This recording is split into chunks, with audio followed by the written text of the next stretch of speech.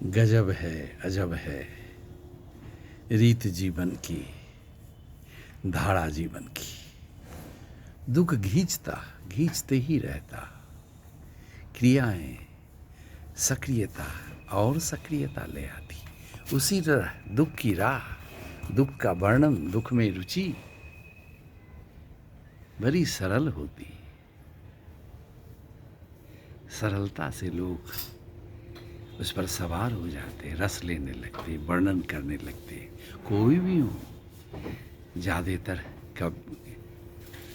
कवियों ने, बड़े बड़े कवियों ने अपने काव्य में, अपने धारा में सुंदर सुंदर धारा बहाई। लेकिन दुख आधारित उनके व्यक्तिगत दुख, घायल चोट प्राणों की तक जो पहुंच गई है, वो रोक नहीं पाते, वर्णन करते रह जाते। और उनके चाहने वाले या खुद अपने दुख में डूबे रस लेने वाले, अपने दुख को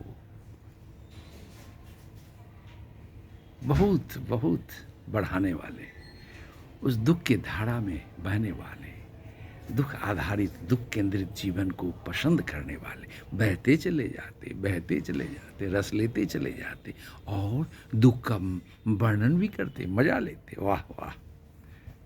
दुख हमेशा दुखी करता है, चेतना को छोटा करता है, संकुचित करता है, दूसरे को भी गंभीर करता है, चेतना को सिकोड़ता है, आनंद की तरफ जाने नहीं देता है। आपको हंसने नहीं देगा, आपको रोक लेगा, आपको थाम लेगा, आपकी बहती धारा को रोक ही लेगा और मोड़ देगा उदासी की तरफ, दुख की तरफ। बहती धारा हो सुख की, हंसी की, खुशी की, हंसी खुशी ले आती और हंसी खुशी जीवन निहाल हो जाता, सरस हो जाता, भाता, सबको भाता। किलकारियाँ हंसी खुशी, अट्टहास भी आ जाता, बहने लगती धारा हंसी खुशी की। प्यारों गौर करो, प्रेमल जागरूकता से भरो, जागरूकता से भरो। दुख को न सराहो, दुख में रस न लो।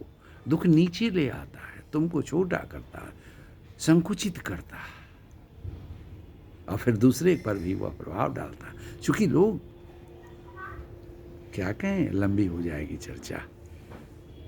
जिन तत्वों से बने हैं उन तत्वों में दुख एक तत्व है। दुख तत्व यानी नौ मिला, जो नौ मिला किए मिलाना, मनवांछित उम्मीदों के अनुकूल ना हुआ, बस दुख पकड़ लिया। फल ना मिला, दुख हो गए, दुखी हो गए। सब लोग ऐसे ही, जैसे फल उनके हाथ में है, नहीं, क्रिया आपके हाथ में है, कर्तव्य कर्म है, और आनंद लीजिए उसका, सानंद कर्म कीजिए।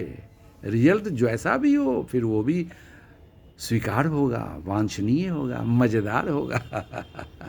इसीलिए सानंद कर्म करने का मजा लीजिए, लेते रहिए, लेते रहिए। जय हो मित्रों, आप सबों की जय हो, जय हो।